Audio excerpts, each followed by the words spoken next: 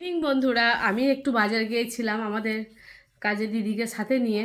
দিদি দুটো শাড়ি কিনলো পরার। আর আমাদের যেহেতু সামনে বিয়ে বাড়ি আছে, আর দিদিও একটা গিফট কিনেছি বিয়ে বাড়িতে দেবে বলে, আর আমিও দেখো একটা গিফট কিনেছি। এখানে আছে কি শাড়ি কিনেছি, বাবাকে তো দেখাবো। আর এসে বাবা চা দিল, একটু চা নিয়েছি। আর একটা তোমাদের দাদাভাই নিয়ে এসেছিলো, সেই বিস্কুটগুলো নিয়েছি খাবো বলে। আবার রাতে রান্না আছে, রাতে আজকে একটু রাইস বানাবো।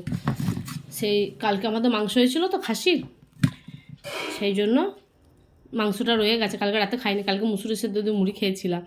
আজকে একটু রাইস বানাবো, রাইস দিয়ে খাসিটা খাবো।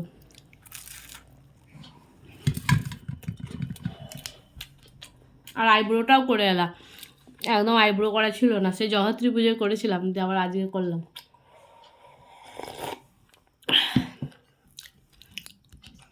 ভালো হয়েছে চাটা।